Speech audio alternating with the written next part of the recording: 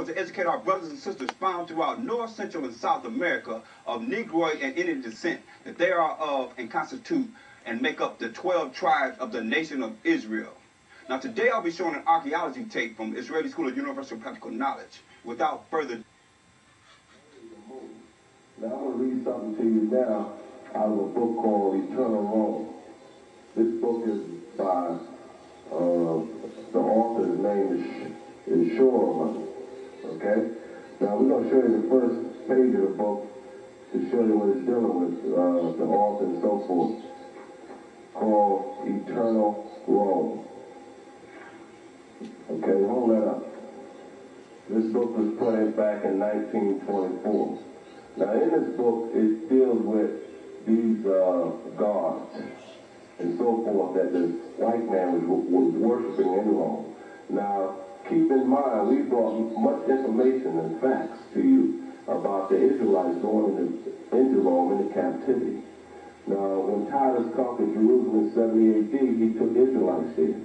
And in Rome, they was called, these gods that they was called penance and lords.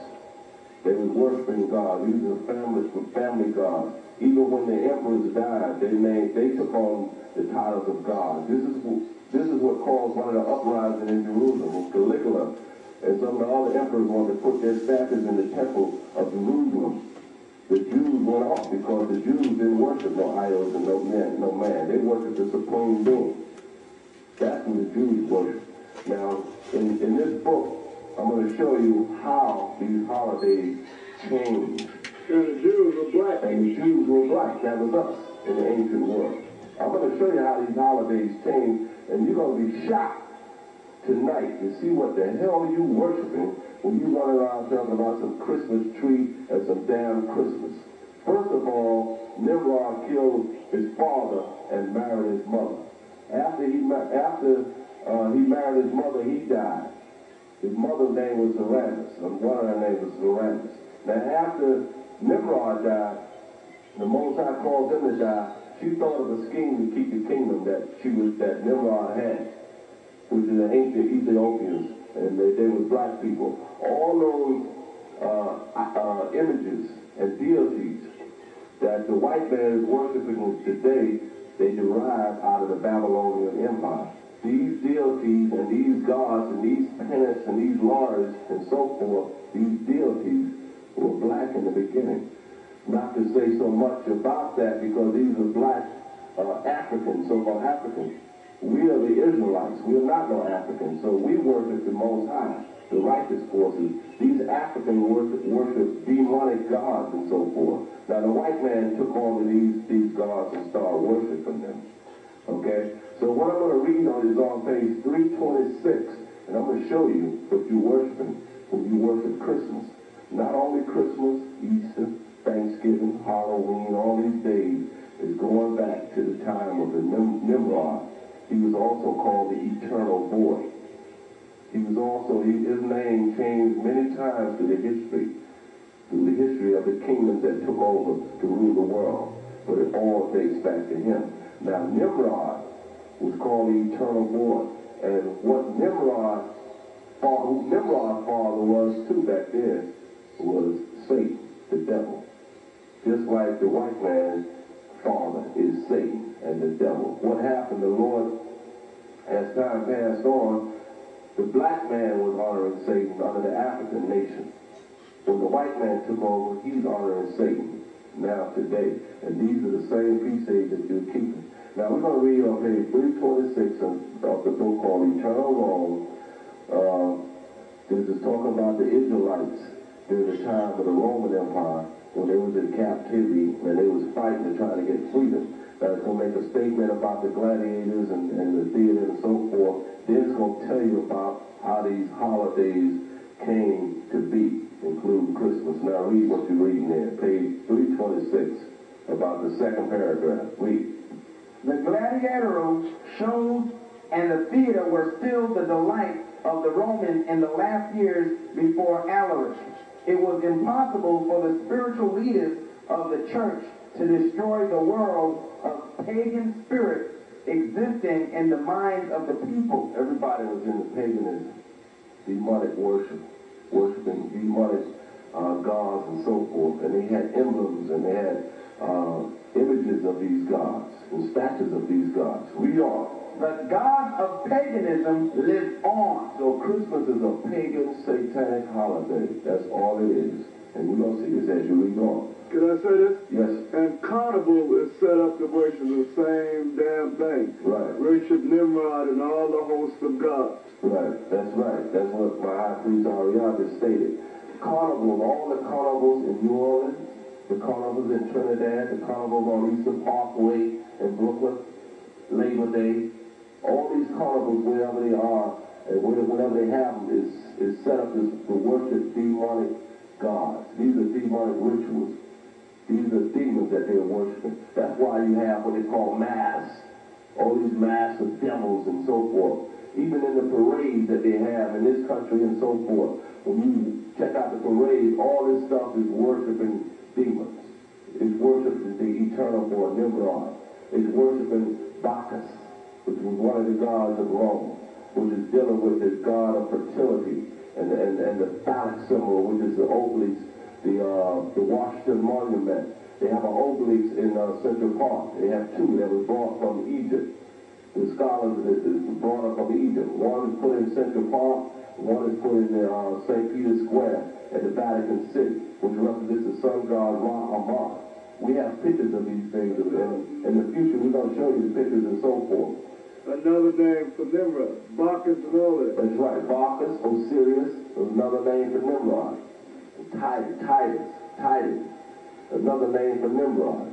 Okay, and to worship the sun god, Osiris, Saturn, Mars, Jupiter, Zeus.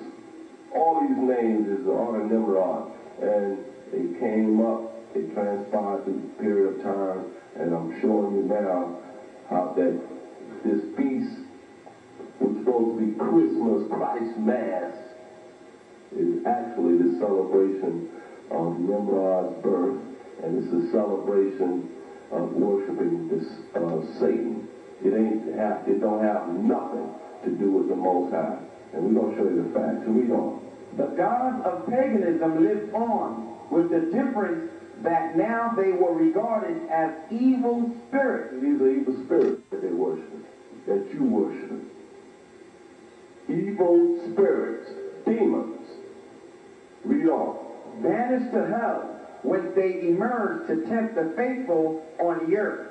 The genius of the Roman pagan. The genius of the Roman pagan. So, in other words, after Christ came out and started knocking all this madness, and his disciples started knocking all this madness about these pagan worshiping and so forth, because I can get the brother to read to you about Mars Hill. Give me that, hold on what you got, and go to Mars Hill and Acts, where they tell you that Paul is reading in Mars Hill. You know where I'm at? You understand? Okay? At Mars Hill, this is one of the main places that Paul went and spoke. In, I believe it was in Athens in Greece, where Paul spoke about the unknown God. And when he went to this area, he saw all these people talking about these gods and so forth. And Plato, Socrates, Aristotle was dealing with nature. They was talking about the gods of nature and so forth. Philosophical cults was put together in Greece and Athens and in Rome, dealing with these gods and so forth. So Paul came to Rome, came in this area in Greece and Athens, and said, I'm going to tell you about the unknown God that they don't know about. And they were worshiping Athena also in Athens, which was a woman, which is another name for the Queen of Heaven, which is another name for Semiramis, Nimrod's mother. It goes back to Nimrod.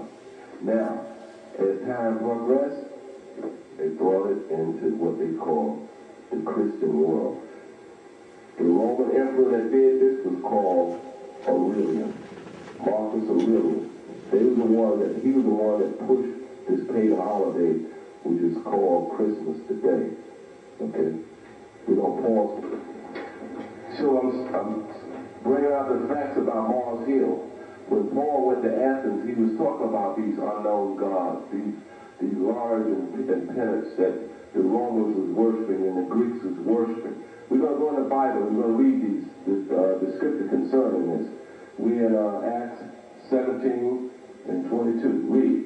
Then Paul stood in the midst of Mars Hill. Mars Hill. Mars is a Roman god too. It's one of the gods of Rome, and it goes back to the time of Nimrod also. It's a Roman Greek god, Greco-Roman god. All right, read on. And said, Ye men of Athens, I perceive that in all things ye are too superstitious. They were superstitious about these gods. The Romans had gods for food, over their crops. They had gods for everything. A sex god, god of fertility, Bacchus. All right, this is what all the orgies, rituals that was taking place in Rome. They were celebrating the god of fertility, which is called Bacchus, which goes back to, it was another name of Nimrod, and is worshiping demons and devils, and so forth. The phallic symbol, like I mentioned about the Washington Monument, which is nothing but a phallic symbol, nothing but an obelisk. Then not only were they worshiping the phallic symbol, which is a penis, they were also, the Empire State Building is a phallic symbol, an obelisk. Not only did they worship the obelisk or a phallic symbol, they also worshiped the clitoris, a woman's vagina. They worshiped that in Rome. And that's what they have on a lot of these buildings. And on the next series, on this same topic, I'm going to show you these pictures about the phallics, the obelisks, and the woman's clitoris. These are the things that they were worshiping in Rome, which goes back to the Babylonians, the god of fertility. Read on. For as I passed by and beheld your devotions, I found an altar with the inscription, to the unknown God. And why he spoke about their devotion, because the people back there were devoted to these demonic gods. They were devoted to Mars. They were devoted to Zeus. They were devoted to Apollo. They were devoted to Isis. They were devoted to Athena, Jupiter, all these other gods. Demons, demonic gods. They had nothing to do with the Most High. And these same deities have come to be to represent what people think is holy today, and what people think represents something pertaining to the Most High, which it doesn't. Read on. Whom therefore ye ignorantly worship. And they ignorantly worship, just like you ignorantly worship in Christmas. You ignorantly worship Easter. You ignorantly worship the 4th of July. You ignorantly worship Thanksgiving. Read on. Him declare I unto you, God that made the world and all things therein, seeing that he is Lord of heaven and earth, dwelleth not in temples made with hands. And these men was going around making these sculptures. Michelangelo made sculptures, statues, and so forth. These are the temples made with hands, and the buildings, and the chapels, and the churches, and so forth. These people was worshiping, going among these statues of Athena and upholding these statues and so forth. Isis, these temples made with hands, because the Most High said, know you not that you are my temple, and the Spirit of the Lord dwelleth in you. They was making figures of these deities and these gods, and they were worshiping them. They had them in their house, they had them in their chapel, they had them in their temples, and so forth, and they were honoring and worshiping these deities. Read on. Is that it? Okay. So from that, we're going to go back to the book of Eternal Rome, and we're going to continue to read what this scholar Shorman said about the paganism worship. Read on. The gods of paganism lived on, with the difference that now they were regarded as evil spirits banished to hell, whence they emerged to tempt the faithful on the earth. And they were bringing these deities and so forth in order to break and to overthrow the Israelites in their true belief in the Most High. Just like this same Christmas holidays and all this other stuff today is overthrowing the true spirit that's within you to honor the Most High. We're going to show you Christ's birthday. And a lot of you that think that Christ is born around December 25th, you're going to have a rude awakening tonight. You're going to be thoroughly shocked in your spirit tonight. Read on. The genius of the Roman pagan became the guardian angel. The place of Hercules, Diana, Castor, Hercules, we know, and Pollux, and other divine protectors of cities and individuals were taken by the saints. It was taken by the saints. So the saints were the Israelites. All this pagan worship was to overthrow our people, black people, that really understood and had an innate, true spirit within them to honor the Most High. So the white man and the Romans, the Greeks and the Romans, used these idols and these deities in order to overthrow their beliefs in the Most High. And to confuse them as generation came about, they controlled them with these demonic forces and these demonic gods. Read on. Devotion to the Great Mother and other female deities. Great Mother. We just read about the Queen of Heaven. And one of the main great mothers that the Roman Catholic Church honored is Mother Mary. The Great Mother in the ancient world was Serenus, Nimrod's mother of the Babylonian Empire. The Great Mother now is dealing with the Roman Catholic Great Mother, the so-called Virgin Mary, which is not dealing with Christ's mother, it's dealing with Nimrod's mother, Serenus. Because Christ told his mother, when his mother came to him, he said, "Woman, how long must I suffer you? Don't you know I came not to do your bidding, but the Most High's bidding?" Christ didn't tell nobody to worship his mother. Nobody. The Roman Catholic Church is as simple as they can be, running this lie. And it's only to worship Serenus, Nimrod's mother, and which is dealing with worshiping the devil and Satan. Christ didn't tell nobody to worship his mother. His mother was a woman. The only way she was honored is the angel came and told her that Christ was going to come through her womb, that she was selected from among women, not to honor her and worship her. Nobody worshiped Mary in the ancient world. Nobody. But now, this day is time, the so-called Negro goes in the Roman Catholic Church, and they said, Holy Mother Mary. Christ's mother is more honored in the Roman Catholic Church than Christ is. And she wasn't no God, and she never was supposed to be worshipped, but they made her a God. She was a woman. The Most High chose her because she was a virgin and so forth. Another lie that the Roman Catholic Church told is that this Holy Spirit from heaven came down and impregnated a virgin. That's a damn lie. Joseph had sex with Mary. One of the popes is the one that set up this Immaculate Conception Garden in the 18th century. Set it up.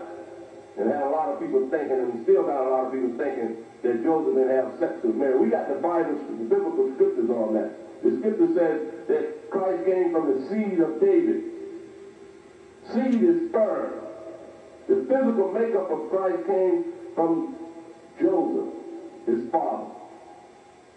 The spiritual makeup comes from the heavens. The Most High sent his spirit down, a spiritual entity, and a visible force into that body. But the physical makeup came from Joseph. He had sex with Mary. And then when he had sex and impregnated her, he was going to put her away because he figured people were going to talk about it. And then the angel told him, look, don't be afraid to take her to be your wife. Take her to be your wife. Go ahead and make her your wife. Because he dealt with her. And no spirit came out of heaven and prayed to Mary. That's a lie about that Immaculate Conception. Read on. Devotion to the Great Mother and other female deities was now transferred to Mary the Mother. See, it was transferred to Mary the Mother. This stuff happened during the time of Aurelian, one of the Roman emperors. All right. Now, when they did this, they had one objective in mind: to deceive the Jews in Israel. I mean, in Rome and throughout the world, because they saw that Christianity, the true Christ-like people, was honoring Christ, and it was knocking out all the philosophies all over the world, all over the planet. So they wanted to put a stop to this. Read on. The old pagan holidays were replaced by Christian festivals. See, it was replaced by Christian festivals. They just took on Christian names, but these are the same pagan holidays. Read on.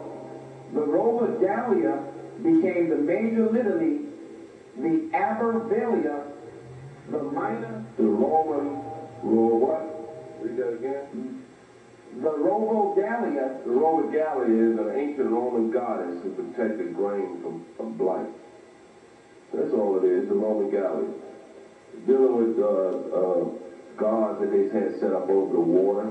They had gods set up over the crops. They had gods set up over birth.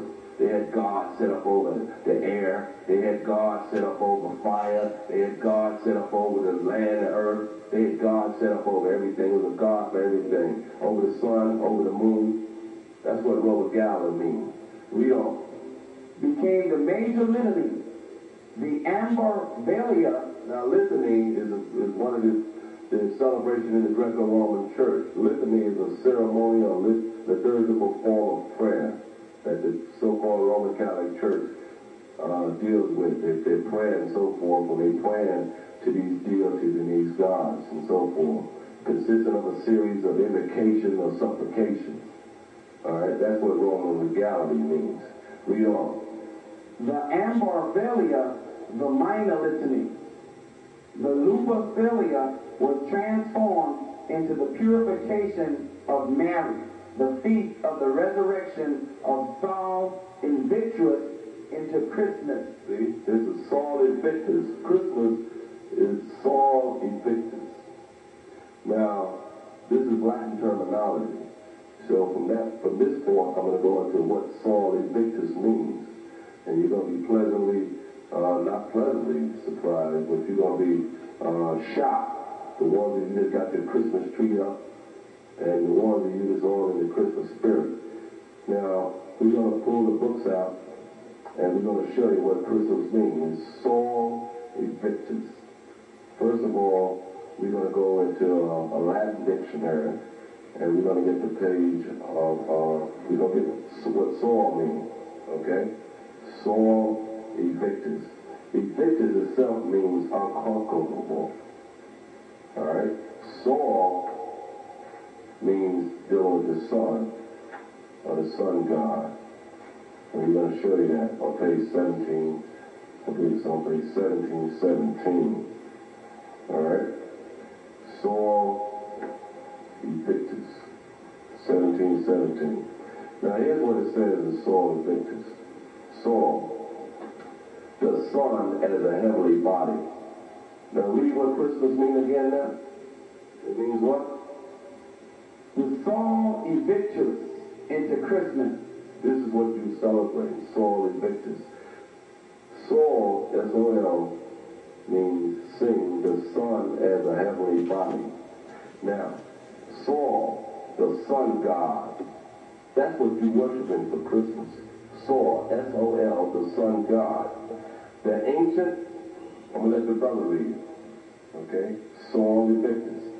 Read Saul here. Saul, the sun god. The ancient Italian deity Saul, represented as driving the 4-horse sun chariot from east to west, later identified with the Greek Helios, and hence often called Titan or Phoebus by the poets.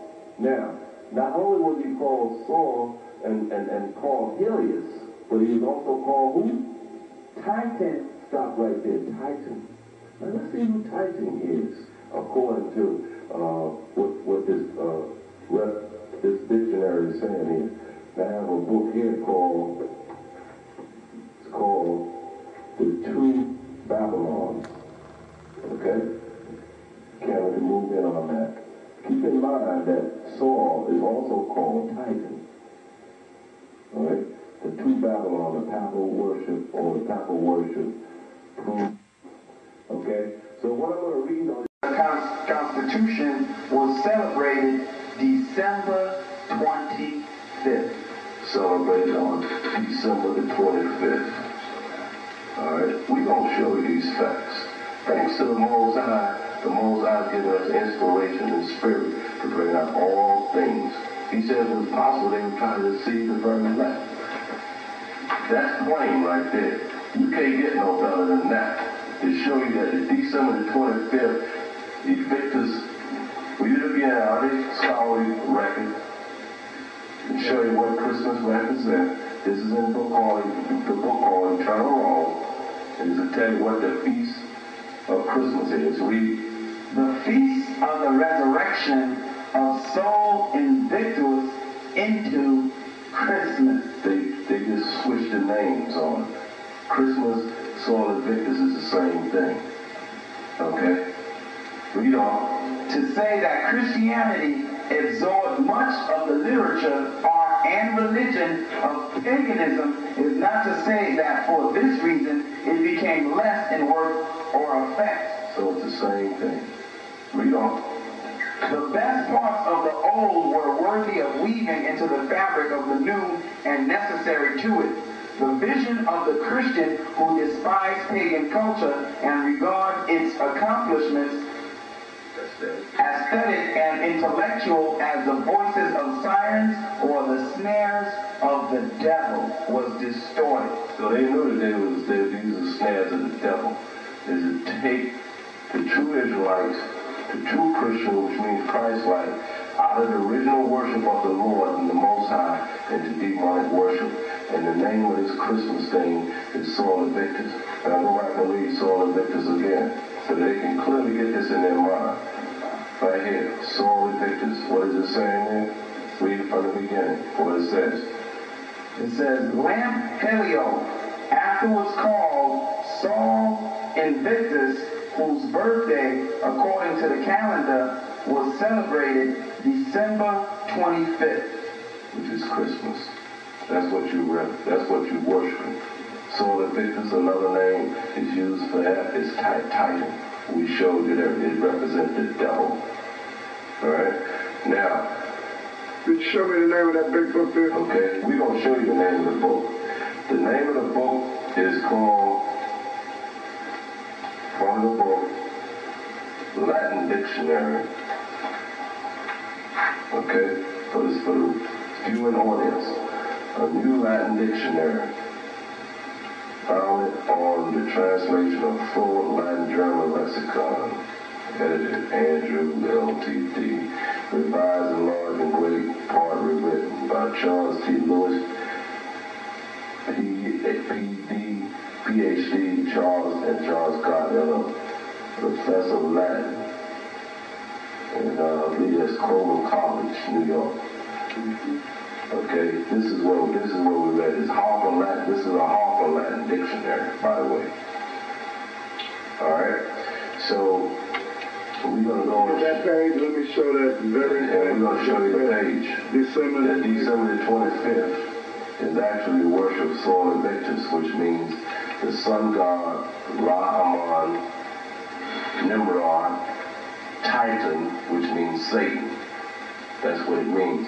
And we're going to show you in this book too that Lucifer is Nimrod and the same thing, which is Satan. Okay, hold that up.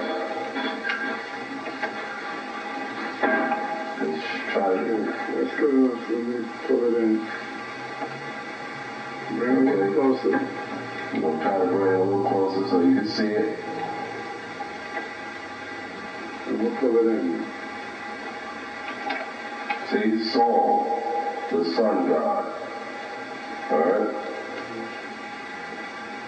The ancient Italian deity Sol represent and driven the four-horse and chariot, the four-horse Chariot, sun chariot. From east and west, later identified with the Greek Helios, and hence often called Titan or Phobius by the poets. Okay, then you jump down, skip on, pan down. Okay, now, here's the other part. Sol, left the Helios, afterwards called Sol Invictus, whose birthday, counted to the calendar, was celebrated December 25th. See, December the 25th. That's the truth. The sun worship of another nation. See that? December the 25th is a worship. Sol Invictus. Now go back in the book. Put that book down. and go back into eternal Rome and show them that. Go to eternal Rome and show them that. What we just read. And Christmas represents soul Invictus 326, page 220, 326, page 326. Hold that up. This is what you so-called black people is worshiping on December 25th. All right, on the next page, on the other page, go. Pan over to the next page. Go. Saul. See? You got it there. And the old pagan holidays were replaced by Christian festival, the Robogalia. We told you what that represents. Came the major litany. That's the way of praying the Roman Catholic Church is using this. The Roman Catholic Church know what this madness is all about. Christian. Very good. All right. The old pagan holidays were replaced by Christian festivals, which is feasts and celebration. The Robogalia became the major litany, the Arborelia, the minor litany, which means a way of prayer that the Roman Catholic Church teaches people to pray in their church, and invocation and supplication. The Lupercalia was transformed into the purification of Mary, the feast of the resurrection of Sol Invictus into Christmas. So that's what you're reading, that's what you celebrate, Sol Invictus. And we just showed you that Sol Invictus is the same as Christmas. So that's the proof. That's the proof. Now, we showed you that book. The name of that book is called Eternal Rome by Sean. And the brother just read to you in the Latin dictionary that title, you can clearly remember, represent Satan. Represent Satan. That's what you people are worshiping, Satan. You're not worshiping the Most High. With that, I'm going to show you in other records that we're going to read a few scriptures to show you that the sun god was worshipped back in the ancient world. Now, what else I'm going to show you also Invictus too in there, but I'm going to also show you that the sun god was worshipped back in the past. And the Queen of Heaven, and so forth. Now I'm going to page, for the sun god, I'm going to page in this book. I believe it's in the 90s. Let me show you. Here it is right here. This God is like I showed you earlier, I told you earlier, the Sirius and all these other names came out of Egypt. Then in the beginning, all these gods were black too, also. Alright? It says here, read right here, page 44, Object of Worship. Alright? Right. This Negro featured Osiris is clothed from head to foot in a spotted dress, the upper part being a leopard's skin, the underpart also being spotted to correspond with it. Now, the name Nimrod signifies the subduer of the leopard. So when you turn this picture around, you can see that these ancient deities were black. The deities didn't change their color until the 14th century, during the time of the Renaissance period. This was the time that they changed their colors. Alright? This is a Negro featured deity of Osiris from the Egyptian period. Then the white man in Rome was also worshiping this same deity and so forth. And you can see all these gods were black in the beginning, but as the time came about in the 1400s, they changed their features and their color. This is dealing with the ancient African gods, which date back to Nimrod also. Now, another name that this god took on was called Bacchus, which I mentioned earlier about I mentioned Bacchus about the god of fertility and dealing with the phallic symbol, which is an emblem of the Washington Monument, also the emblem is a symbol of the ancient Egyptian empire. Let me get the name of the Bacchus for you right quick. B-A-C. Hold this mic. Okay, here it is right here. It says Bacchus. The Greek and Roman mythological god of wine, identified with Dionysus. He was also a god of vegetation and fertility. This is what you see when you see the Greeks and the Romans. This is what Michelangelo was all about. Michelangelo, by the way, was a devil. Him and Leonardo da Vinci was nothing but devils and demons that reproduce whitewash art and to bring it forth and show it under the context of like it was supposed to be acceptable. The ancient Israelites and the Israelites wore clothes. They didn't wear walk around naked. And it looks like he's sitting on a phallic symbol there. Bacchus, we're going to show you more information. See his name right here, Bacchus? My finger on the circle in ink. Michelangelo Bacchus that we showed you. This is the same feast that they have. Bacchus was celebrated vastly in Rome. This is where all the orgies, this is what all the orgies represent. When you saw the movie Caligula, it was representing the celebration of Bacchus, the feast of Bacchus. Chuton is getting mad now. You see the lights going out. Of what the white man is all about and what he worshipped in the ancient world and what he's worshiping now. All right? Now we're going to put that down and we're going to go get some other information about the same guy.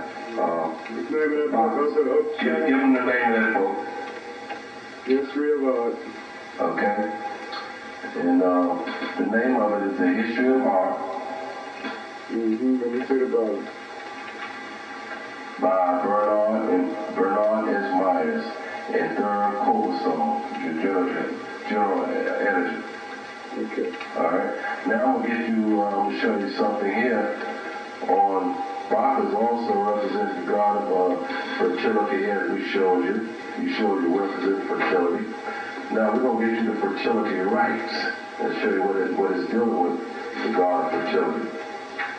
Brother can hold his mic right quick. F-E-R-T-I. God of fertility. Okay, fertility rites, which is honoring Bacchus also. Now here's what it says. I'm going to let the brother read that. Okay? Fertility rites, right here. Now this is what they was honoring in Sol Invictus, in Bacchus, in Dionysus, and all these names that we just showed you. We're going to show you what it represents, these fertility rites. Read on. Fertility rites. I hope you enjoyed this edition of Shield of Wisdom and hope you'll continue to tune in to more episodes of Shield of Wisdom where we're dropping nothing but the truth. And if you'd like further information for Shield of Wisdom, you can write to Shield of Wisdom, 3717 South La Brea, Suite 325. That's Los Angeles, California, 90016. And remember, the Most High is coming back to save you, the children of Israel. And we're out.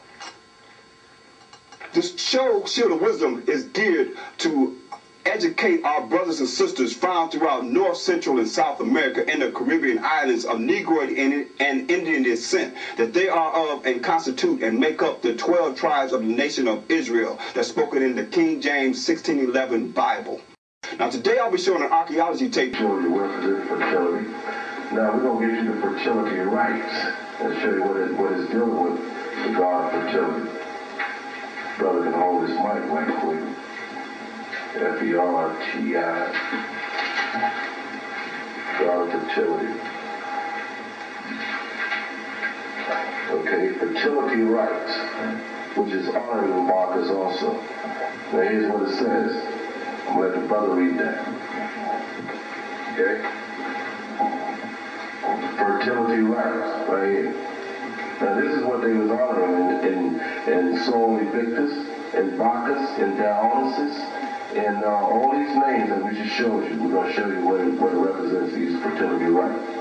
Read on. Fertility rites, the magical religious ceremonies to ensure abundance of food and birth of children. That's what they were worshiping. Read on. In primitive agricultural societies, natural phenomena such as rainfall, the fidelity of the earth, and the appearance, disappearance, and reappearance of vegetation were personified and thought to act in terms of human generation. That's what it was all about. These fertility rites, Bacchus, Dionysus, Sol Invictus, which is representing Christmas, Easter. All of this is dealing with nature and so forth, and dealing with the devil, deities and so forth. Read on. These phenomena are symbolized in the sacred mythical marriages of Mother Earth. Mother Earth, the Queen of Heaven that we read about in the Bible. They was worshiping these deities way back in the biblical time. Read on. The Mother Goddess, Sybil, Ishtar, and Demeter. Ishtar is another name for Semiramis, Nimrod's mother. Read on. And the Sun God or ruler of heaven. The Sun God or ruler of heaven is Sol Invictus. Sol itself means sun. The Sun God. You want to say something about it? Yeah, Ishtar is Easter. Ishtar is Easter. Like the high priest said, Easter. All these deities representing Satan that the black people were worshiping that was pushed down their throats by the white man. Read on. Attis, Camel, and Zeus. Zeus was a Greek god, Greco-Roman god. Read on. And the birth and death of their progenia. See Osiris and Persephone. So we showed you Osiris a while ago. Read on. The sacred drama is a fertility rite par excellence. It depicts the marriage and includes a story of birth, death, and resurrection, symbolizing the periodicity of nature. Fertility rites include acts of sympathetic magic. They're dealing in magical charms and so forth. All these days, these ritual days. When you see the priest going to church for Easter, when you see the priest going to church for Christmas, when you see the Pope going there on the 24th day of so-called Christmas, right before and called Christmas Eve, they are honoring Nimrod, they're honoring Satan, they're honoring the Sol Invictus feast. They're honoring Titan, the devil. That's who he's honoring. Has nothing to do with the Most High. Read on. Fertility rites include acts of sympathetic magic, kindling of fires symbolizing the sun. That's why they have all, check it out, they have all these candles burning in the Greco-Roman Catholic Church, in the Roman Catholic Church, in Catholicism. All the candles burning represent the sun. The fire of the sun, which represents Titan, which represents the devil. That's why they burn the candles. The peon people in the organization and in the church system don't know what it represents, but it represents Sol Invictus, the sun god.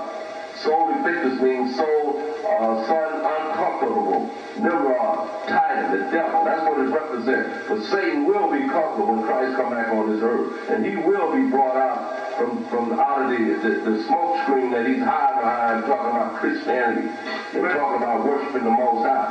You will be revealed. Read on. Might I add this to that? Yes. So nobody don't get confused. When the menorah was lit and all that, and the light on the menorah, because they might say, well, Israelites had candles and they had lights on their lamps and all of that. That light represented eternal wisdom. Right. That's what the menorah the Most High. It represented eternal wisdom, the menorah, and it represented the Most High. And also it represented the time of Hanukkah, which means Feast of Lights, which represented the period that the priest kept the light of the temple. He hid part of the fire, and the oil was running out. and he maintained that, therefore, the Most High helped him to maintain the light, that the wisdom knowledge of Israel didn't go out, and the nation of Israel didn't go out. And later on, after when the Greeks overtook us, the priests hid this light in the fire to keep the ongoing of the nation. And that's why the menorah came about, which means the Feast of Light. But what people have to understand is Satan tried to come very comparatively close to what the Lord was talking about in his rituals. He tried to make his parallel with what the Most High. But you got to be intelligent. You got to know how to decipher, and you got to have wisdom, knowledge, and understanding to see what Satan is doing here. Okay, take a book. The word phallus, or phallus, read what it says.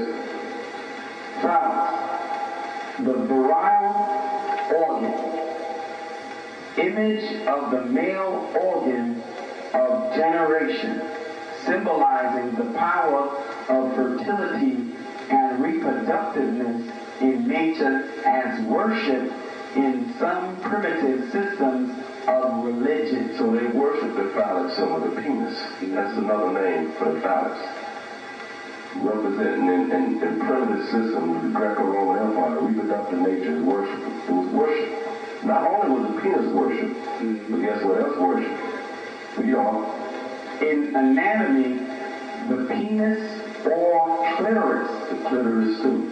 That's what you see on the building down there in Central Street, when you got the woman that look like a shield and it's open. We're going to bring pictures and show these different designs and symbols. When you see the circle around it and then you see a reef, and that's what you see, the clitoris. The penis and the clitoris. That's what they were worshiping in the ancient world. And they still worshiping it now. That's what it all is. That's what they're doing. Read on. Phallic.